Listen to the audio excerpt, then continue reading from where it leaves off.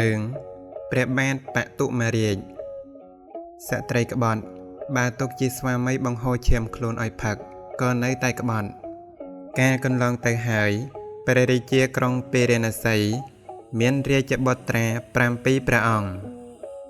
ព្រះពោធិសត្វទ្រង់សោយព្រះជាតិជាព្រះរាជបុត្រច្បងព្រះនាមបតុមារាជកុមារព្រះចៅក្រុងពេរណសីជាព្រះរាជបិតាទ្រង់ព្រះចិន្តាថាព្រះរាជកុមារទាំងនេះមកជានាំគ្នាសម្លាប់អញ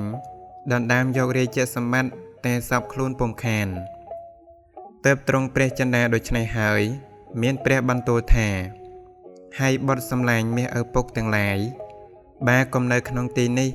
ចូលនាំគ្នាចេញទៅនៅក្នុងទីដទៃសិនទៅ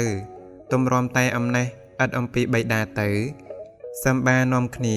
មកទទួលយករាជសម្បត្តិជាខាងក្រោយចុះ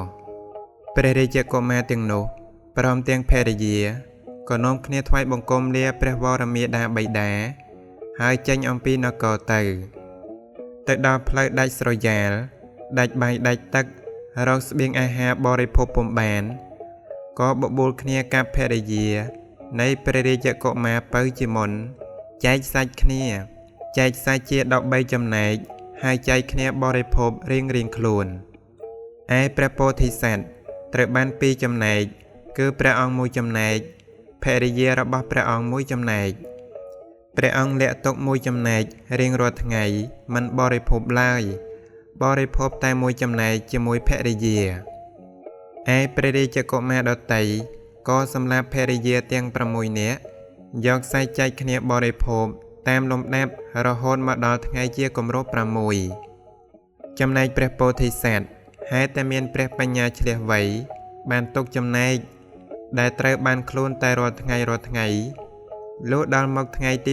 7ដែលត្រូវវេនសម្លាប់ភរិយារបស់ខ្លួននោះព្រះអង្គនៅសល់ចំណែកទាំង6ដែលបានលាក់ទុកពីថ្ងៃមុនយកមកចែកដល់ព្រះរាជកុមារទាំងឡាយហើយទ្រង់ពោលថាម្នាក់អ្នកទាំងឡាយក្នុងថ្ងៃនេះអ្នកចូលបរិភោគចំណែកទាំងនេះសិនចុះចាំដល់ថ្ងៃស្អែកសឹមយើងគិតតទៅទៀតលុះដល់វេលារាត្រីព្រះរាជកុមារទាំងនោះកំពុងដេកលក់ស៊ុបក៏នាំភរិយារបស់ព្រះអង្គរត់គេចបានទៅលុះដើរឆ្ងាយបន្តិចទៅភរិយាអស់កម្លាំងមិនអាចដើរទៅទៀតបានព្រះពោធិសត្វលើកភរិយាបាញ់ជិះលើស្មាហើយខំប្រឹងដើរទៅដល់រាបដល់បានឆ្លងផ្លូវដាច់ស្រយាលនោះផុតឯភរិយាបាននិយាយថាបបិទ្ធស្វាមីខ្ញុំស្រេកទឹកខ្លាំងណាស់ព្រះពោធិសត្វរកទឹកឲ្យភរិយាផឹកពុំបានក៏យកព្រះខ័នចោះជង្គង់បង្ហូរឈាមឲ្យភរិយាផឹកជនទាំង2នាក់នោះដើរជាលំដាប់ទៅបានដល់ទី1ក៏ធ្វើបណ្ណសាលានៅក្បែរមាត់ស្ទឹងគង្គាកាលនោះពួកមនុស្សជាច្រើនចាប់បានចោរម្នាក់ដែលមានទោសចំពោះព្រះរាជាហើយនាំយកទៅកាត់ដៃកាត់ជើងត្រចៀកនិងច្រមុះឲ្យកំបុតអស់ដាក់ក្នុងពងពាយបណ្ដែតចោលទៅក្នុងស្ទឹងគង្គានោះបរោះកំបុតនោះចេះតែស្រែកធ្ងោហៅព្រះបរមពោធិសត្វបានឮសំឡេងនោះហើយមានមេត្តាអាណិតអាសូរចុះទៅក្នុងស្ទឹងរើសយកទៅបណ្ណសាលារកថ្នាំលាបបិទរុំដំបៅឲ្យឯភរិយារបស់ព្រះពោធិសត្វខ្ពើមរអើមបរោះកំបុតនោះមិនដែលក្រឡេកមើលចំឡើយព្រះពោធិសត្វទ្រង់ថែរក្សាបរោះកំបុតនោះទាល់តែបានសះជាដោយស្រួលបួលដល់ជាស្រួលបួលហើយភរិយារបស់ព្រះពោធិសត្វនោះជាស្រីអប្រិយមានគំនិតអាក្រក់ក្បត់ចិត្តស្វាមីការបានឱកាសស្ងាត់ហើយក៏នៅជាមួយអាកំបុតនោះទៅឥតកោតក្រែងដល់ស្វាមីឡើយមិនតែប៉ុណ្ណោះសោតគិតរកកលឧបាយនិងសម្លាប់ព្រះពោធិសត្វជាស្វាមីរបស់ខ្លួនទៀតហើយក៏ខ្លែងនិយាយថាបបិទ្ធអ្នកជាស្វាមីការដែលខ្ញុំជិះលើស្មាអ្នកចេញផុតអំពីផ្លូវឆ្ងាយដាច់ស្រយាលនោះមកបានឃើញភ្នំមួយធំខ្ញុំបានបួងសួងបន់ស្រន់ទេវតាថាបើសិនជាខ្ញុំនិងស្វាមីរបស់ខ្ញុំបានរួចរស់ជីវិតកាលណាខ្ញុំនឹងត្រឡប់មកធ្វើពលិកម្មដល់លោកក្នុងការនោះពុំខានឥឡូវនេះ ដល់ពេលដែលខ្ញុំនឹងត្រូវធ្វើពលិកម្មបូជាដល់ទេវតាហើយនាងថាតែប៉ុណ្ណោះក៏នាំព្រះពោធិសត្វទៅឯភ្នំនោះលុះដល់ហើយទើបនិយាយថាបបិទ្ធអ្នកជាស្វាមីខ្លួនអ្នកជាទេវតាដ៏ឧត្តមបំផុតខ្ញុំនឹងដើរប្រតិសិនអ្នក3ជុំថ្វាយបង្គំអ្នកជាមុនសិនរួចហើយសឹមធ្វើពលិកម្មបូជាដល់ទេវតាជាខាងក្រោយស្រីចង្រៃពោលពាក្យយ៉ាងនេះហើយក៏ឲ្យព្រះពោធិសត្វឈរបែរមុខទៅរកជ្រុះភ្នំហើយធ្វើអាការៈហាក់ដូចជាមានប្រាថ្នាដើម្បីថ្វាយបង្គំបូជាដោយផ្កាភ្ញីដើរចូលទៅក្រោយខ្នងច្រានព្រះពោធិសត្វទម្លាក់ទៅក្នុងជ្រុះភ្នំនោះទៅក៏មនីត្រឡប់ទៅកាន់សំណាក់អាកំបុតនោះវិញដោយប្រញាប់ប្រញាល់ឯព្រះបរមពោធិសត្វដែលធ្លាក់ទៅក្នុងជ្រុះនោះហេតុតែបុណ្យបារមីដែលព្រះអង្គបានសាងទុកពីពុព្វជាតិក៏ធ្លាក់ទៅលើស្បែកសពទ្រុំលើចុងលវាមួយដើមជាឈើឥតបន្លាតែទ្រង់មិនអាចដើរចុះទៅក្នុងទីដតីបានឡើយក៏បេះផ្លែលវាបរិភោគនៅលើប្រកៀបឈើនោះឯងជួនជាពេលនោះមានស្ដេចទុនសងមួយជាសត្វធ្លាប់ឡើងអំពីជើងភ្នំទៅរកស៊ីផ្លែលវាសត្វទុនសងនោះការឡើងមកស៊ីផ្លែលវាស្រាប់តែឃើញព្រះបរមពោធិសត្វក៏មានសេចក្តីស្និទ្ធស្នាលនឹងព្រះអង្គទើបសួរហេតុដែលពោធិសត្វធ្លាក់ទៅក្នុងទីនោះការបានស្ដាប់ដឹងសពគ្រប់ហើយក៏ឲ្យព្រះបរមពោធិសត្វអង្គុយនៅលើខ្នងរបស់ខ្លួនហើយរាវឡើងអំពីជ្រុះភ្នំនាំចេញទៅដាក់ដល់ផ្លូវហើយត្រឡប់ចូលទៅកាន់ព្រៃវិញឯព្រះបរមពោធិសត្វទ្រង់ទៅកាន់បច្ចន្តក្រាមហើយនៅក្នុងស្រុកនោះលុះអំនៅឥតអំពីព្រះរាជបិតាទៅក៏បានសោយរាជទ្រង់ព្រះនាមថាព្រះបាទបតុមរាជគ្រប់គ្រងរាជសម្បត្តិជាដំណរតព្រះវង្សមកព្រះអង្គបានសាងសាលាសម្រាប់ឲ្យទាន6ខ្នងហើយចំណាយទ្រព្យក្នុងមួយថ្ងៃ6សែនកហាបណៈឲ្យទានតែរាល់ថ្ងៃឥតមានលុះថ្ងៃណាមួយឡើយកាលនោះស្ត្រីកាលកណីខាតលក្ខបានបញ្ជិះអាកំបុតលើស្មាដែលចេញមកអំពីព្រៃទៅរកសូមទានបាយចំណីគេសពច្រកលហកដើម្បីចិញ្ចឹមរក្សាអាកំបុតកាលបើគេសួរថាបរិនេះត្រូវជាអ្វីនឹងនាងវាក៏តាំងរៀបរាប់ប្រាប់ថាយើងទាំងពីរនាក់ជាបងប្អូនជាដូនមួយនឹងគ្នាពួកចាស់ទុំបានផ្សំផ្គុំឲ្យខ្ញុំក៏ស៊ូតែទ្រាំខំប្រឹងរក្សាស្វាមីរបស់ខ្លួនទៅ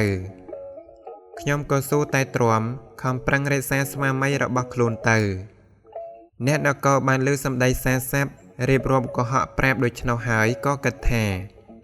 នាងនេះជាស្រីល្អមានសេចក្តីគោរពប្តីណាស់តើក៏នាំគ្នាឲ្យបាយបបរជាច្រើនបានឲ្យទៀងកញ្ច្រែងធំមួយហើយប្រាប់ថានាងចូលដាក់ប្តីរបស់នាងឲ្យអង្គុយនៅក្នុងកញ្ច្រែងនេះហើយទូលដើរទៅដើម្បីកុំឲ្យលំបាកពេកនាងនោះក៏ធ្វើតាមពាក្យបង្គាប់ដែលគេប្រាប់ហើយទូលអាកំបុតដើររៀងទៅដល់ក្រុងពីរាណសីដាក់អាកំបុតនោះចុះអំពីក្បាលឈប់សម្រាកបរិភោគអាហារចំណីក្នុងសាលាសម្រាប់ឲ្យទានរបស់ព្រះពោធិសត្វនោះរួចហើយលើកអាកំបុតទូលទៅទៀតគប់ជួនជាពេលនោះព្រះបរមពោធិសត្វស្ដេចយាងទៅក្នុងរោងទានដើម្បីព្រះរាជទានម្ហូបចំណីដល់ពួកមហាជនទាំងឡាយផ្ទាល់ព្រះហស្ថព្រះអង្គរួចហើយត្រឡប់ចូលទៅកាន់ព្រះរាជនិវេសវិញ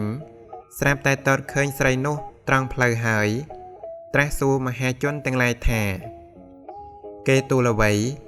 មនុស្សទាំងនោះក៏ក្រាបទូលថាបបិទ្ធព្រះសម្មាទិទេពស្រីនេះទូលស្វាមីរបស់ខ្លួនដែលកំបុតអវយវៈជាស្រីមានសេចក្តីគោរពកោតក្រែងដល់ប្តីរបស់ខ្លួនព្រះបរមពោធិសត្វក៏ទ្រង់ប្រើរាជបម្រើឲ្យទៅហៅនាងនោះមកហើយទ្រង់ជ្រាបច្បាស់ថាជាភរិយារបស់ព្រះអង្គពីដើមទើបទ្រង់ឲ្យគេលើកអាកំបុតនោះចេញអំពីកញ្ច្រែងហើយត្រាស់សួរសពគ្រប់នាងនោះក៏បានថ្លែងសារស័ព្ទសេចក្តីក្រាបទូលសពគ្រប់តាមន័យដែលបានថ្លែងរួចមកហើយក្នុងខាងដើមព្រះរាជាទ្រង់ត្រាស់សួរបញ្ជាក់ថានាងឯងក្រែងជាភរិយារបស់បតុមកុមារ ជាធីតារបស់ស្ដេចឯនោះមែនឬហើយជាស្រីមានឈ្មោះយ៉ាងនេះផឹកឈាមដែលហូរចេញពីខ្លួនអញហើយនាងឯងក្បត់ចិត្តអញទៅស្រឡាញ់អាកំបុតនេះបានច្រានអញទម្លាក់ទៅក្នុងជ្រោះភ្នំមែនឬឥឡូវនេះនាងឯងស្គាល់អញឬទេឬក៏ស្មានថាអញស្លាប់ក្នុងជ្រោះនោះបាត់ទៅហើយត្រាស់ដូច្នេះហើយបង្គាប់ពួកអាមាត្យថាណែអ្នកទាំងឡាយរាល់គ្នាចូលយកអង្រែមកសំពងសម្រាប់អាកំបុតចង្រៃអប្រិយនេះឲ្យឆាប់ទៅហើយចូលនាំគ្នាកាត់ត្រចៀកច្រមុះនៃស្ត្រីបាបកាលកណីនេះឲ្យឆាប់កុំទុកវាព្រះពោធិសត្វដែលទ្រង់ធ្វើអាការៈកំហែងគំរាមយ៉ាងនេះដើម្បីគ្រាន់តែបង្អន់សេចក្តីក្រោធប៉ុណ្ណោះទេព្រះអង្គមិនបានឲ្យគេធ្វើយ៉ាងដូចនេះឡើយរួចហើយព្រះអង្គទ្រង់ប្រើរាជាអាមាត្យឲ្យចងកញ្ច្រែងលើក្បាលនាងនោះដោយដើមវិញហើយឲ្យដាក់អាកំបុតទៅក្នុងកញ្ច្រែងនោះទ្រង់និរទេសឲ្យចេញផុតពីព្រំដែនរបស់ព្រះអង្គ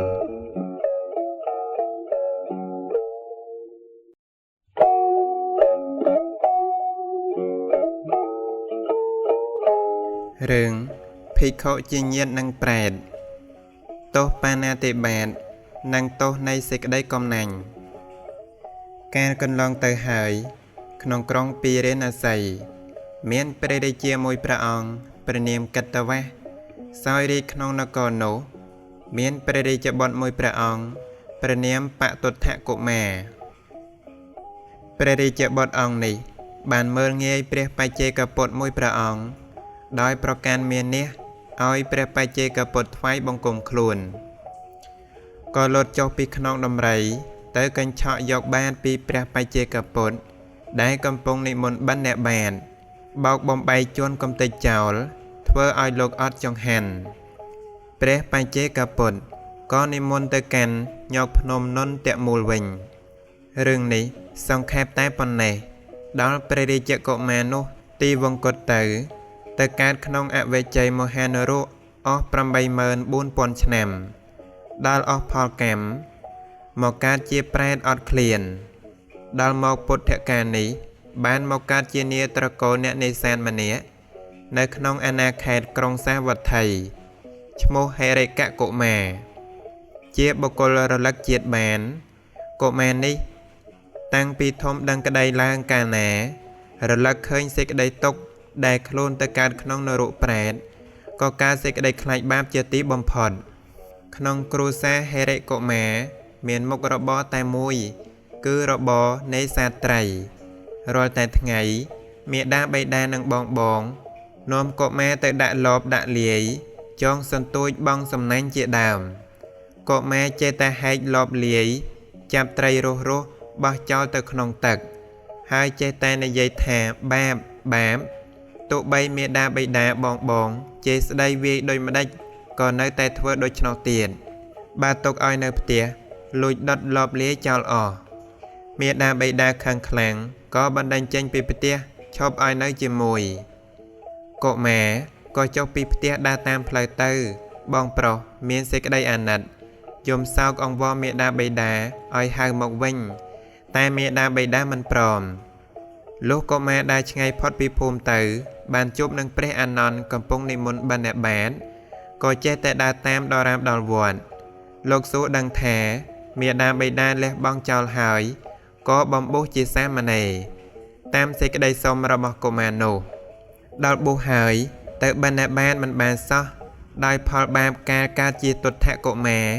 វាយបំបែកបាតព្រះបច្ចេកពុទ្ធនោះឯងថ្ងៃមួយព្រះអានន្ទនាំទៅថ្វាយបង្គំព្រះសម្ពុទ្ធព្រះអង្គទ្រង់ជ្រាបកម្មពៀមួយឲ្យដោយប្រាប់ឲ្យដងទឹកប្រគេនភិក្ខុសង្ឃឆាន់ស្រង់រាល់ថ្ងៃពួកភិក្ខុមានសេចក្តីអាណិតក៏ឲ្យបាយចំណីតាំងពីពេលនោះមកដល់អាយុបាន20ឆ្នាំព្រះអានន្ទឲ្យឧបសម្បទាជាភិក្ខុមិនយូរប៉ុន្មានក៏បានសម្រេចអរហន្តផលជាព្រះអរហន្តមួយក្នុងលោកកាលជាខាងក្រោយមកលោកបាននាំភិក្ខុ12រូបទៅធ្វើសមណធម៌លើកំពូលភ្នំសានុវាសីឯមាតាបិតាបងប្អូនគ្រួសារលោកដល់អស់អាយុទៅកើតជាប្រេតអត់ឃ្លាននៅចន្លោះភ្នំនោះមានមាត់តូច ប៉ុនគូតមកជុលការដំបៅស្អុយរលួយពេញខ្លួនមានសេចក្តីស្រេកឃ្លានខ្លាំងផឹកទឹកស៊ីបាយមិនកើតដោយអំណាចទោសបាណាតិបាតនិងសេចក្តីកំណាញ់មិនដែលធ្វើបន់ទានពួកប្រែតទាំងនោះដឹងថាហេរកភិក្ខុនៅលើកំពូលភ្នំសានុវាសីនោះត្រូវជាកូនជាប្អូនជាបងរបស់ខ្លួនពីជាតិមុនដល់វេលាលោកនិមន្តចុះទៅបណ្ឌបាតក៏ទៅឈរបង្ហាញខ្លួនដល់លោក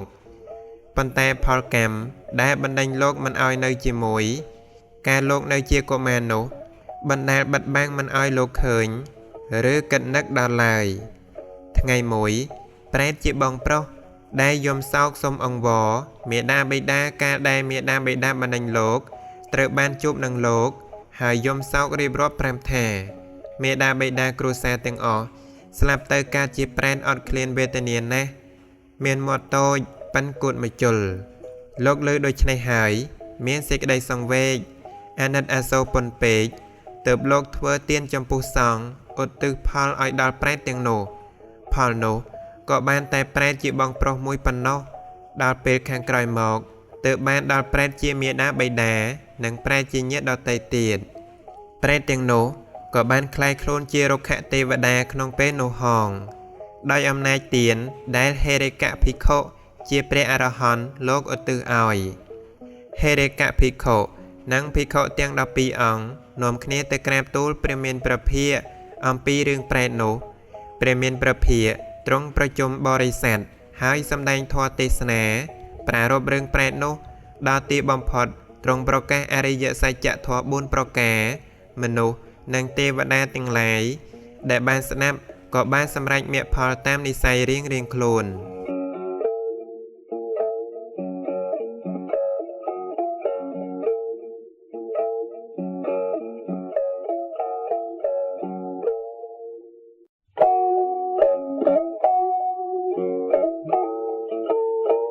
រឿងព្រានសន្ទូចមិនល្អដោយឈ្មោះទេលុះតែត្រាស់ដឹងធម៌ទើបល្អសេចក្តីដំណើរថាក្នុងក្រុងសាវត្ថីមានព្រានសន្ទូចម្នាក់ឈ្មោះអរិយៈថ្ងៃមួយព្រាននោះយកសន្ទូចទៅស្ទូចត្រីក៏បានជួបព្រះសាស្តាមានភិក្ខុសង្ឃចំរោមជាបរិវារត្រាច់បណ្ឌបាតនាស្រុកខាងជើងក្រុងសាវត្ថីហើយដាក់ដងសន្ទូចចុះឈរត្រឹងក្នុងទីនោះព្រះសាស្តាទ្រង់ប្រថាប់ក្បែរព្រាននោះត្រាស់សួរព្រះថេរៈទាំងឡាយមានព្រះសារីបុត្រជាដើមថាអ្នកឈ្មោះអ្វីព្រះថេរៈក៏ក្រាបទូលព្រះនាមរៀងខ្លួនថាខ្ញុំព្រះអង្គឈ្មោះសារីបុត្រខ្ញុំព្រះអង្គឈ្មោះមោគលានព្រានសន្ទូចគិតថាព្រះសាស្តាសួរឈ្មោះសាវកទាំងឡាយហើយនឹងសួរឈ្មោះឯងទៀតមិនខានព្រះសាស្តាដឹងចិត្តព្រាននោះហើយត្រាស់សួរថាណែឧបាសកអ្នកឯងឈ្មោះអ្វីបបិទ្ធព្រះអង្គដ៏ចម្រើនខ្ញុំឈ្មោះអរិយៈលំដាប់នោះព្រះមានព្រះភិក្ខត្រាស់ថាមនាលឧបាសកជនអ្នកសម្លាប់សត្វទាំងឡាយមិនឈ្មោះថាអរិយៈទេឯព្រះអរិយៈទាំងឡាយលោកមិនដែលបៀតបៀនសត្វឡើយទើបត្រាស់សម្ដែងគាថានេះថាអ្នកតេអ្នកអរិយោហោតេយេអ្នកបាណានិហង្សតេអហង្សាសពៈបាណាណੰអរិយោតេបវជ្ជតេអ្នកបៀតបៀនពួកសត្វដោយហេតុណាមិនឈ្មោះថាអរិយៈដោយហេតុនោះបណ្ឌិតហៅអរិយៈដោយចំពោះបុគ្គលដែលអត់បៀតបៀនសត្វចប់ធម៌ទេសនាហើយព្រានសន្ទូចក៏បានសម្រេចធម៌ជាន់ខ្ពស់ឈ្មោះសោតៈក្នុងពេលនោះ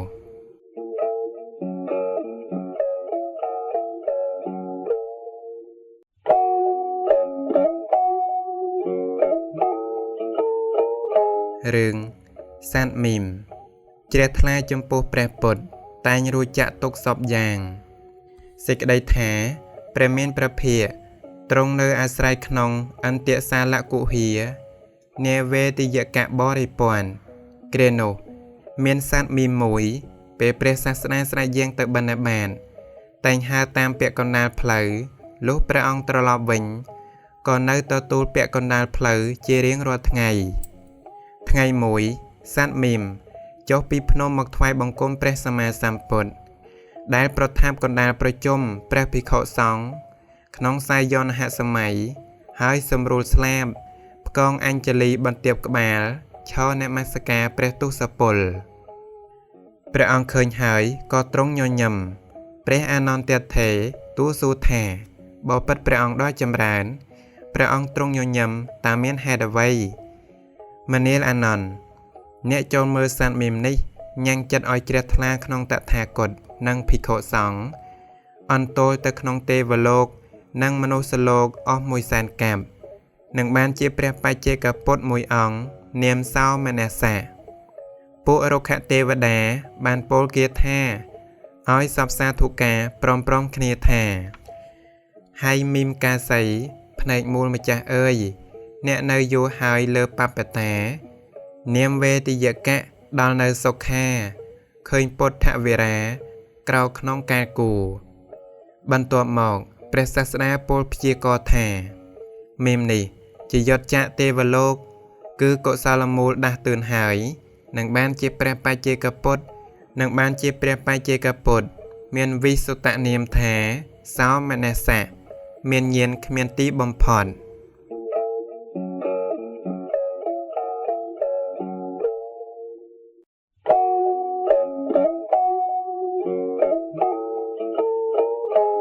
រឿងជាងកែវមณีនិងកណ្ដុរទោសនៃការជាប់ចិត្តចំពោះទ្រព្យសម្បត្តិការកន្លងទៅហើយមានសេដ្ឋីម្នាក់មានទ្រព្យសម្បត្តិស្ដុកស្ដំនៅក្នុងស្រុកមួយក្នុងក្រុងពារាណសីដែនកាសីគាត់កប់ប្រាក់40 កោណក្នុងផែនដីភរិយាសេដ្ឋីធ្វើមរណកាលទៅកើតជាកណ្ដុរនៅថែរក្សាប្រាក់នោះត្រកូលទាំងអស់ក៏វិនិច្ឆ័យទៅតាមលំដាប់ស្រុកនោះកាលម្ចាស់លះបង់ចោលហើយរកតែចំណាំផងមិនបានកាលនោះមានជាងកែវមณีម្នាក់កោះដុំថ្មរើរកកែវមณีហើយកោះថ្មក្នុងស្រុកចាស់នោះយកមកដំមេកណ្ដុរត្រែកចុះឡើងទៅរកចំណីបានប្រទះនឹងជាងនោះមានសេចក្តីស្រឡាញ់កើតឡើងដោយគំនិតថាទ្រព្យរបស់អញច្រើនគង់តែវិនិច្ឆ័យដោយមិនសមហេតុផលអាត្មាអញចូលដៃជាមួយជាងនេះនឹងចាយវាយទ្រព្យបានស្រួលហើយពំមួយកហបណៈទៅកាន់សំណាក់ជាងនោះជាងឃើញក៏និយាយលួងលោមថាម្នានាងព្រោះហេតុអ្វីបានជានាងពំកហបណៈមកក្នុងទីនេះម្នានេះចូលអ្នកយកកហបណៈនេះទៅចាយវាយហើយនាំយកសាច់មកឲ្យខ្ញុំផងជាងយកកហបណៈនោះទៅផ្ទះហើយទិញសាច់យកមកឲ្យមេកណ្ដុរនោះទទួលសាច់យកទៅស៊ីឯលំនៅខ្លួនមេកណ្ដុរតែងឲ្យទ្រព្យរាល់ថ្ងៃដល់ជាងនោះហើយទទួលយកសាច់មកបរិភោគថ្ងៃក្រោយបានប្រគល់ទ្រព្យទាំងអស់ឲ្យជាងកែវមณีក៏ទិញសាច់យកមកឲ្យកណ្ដុរជារៀងរាល់ថ្ងៃដែរ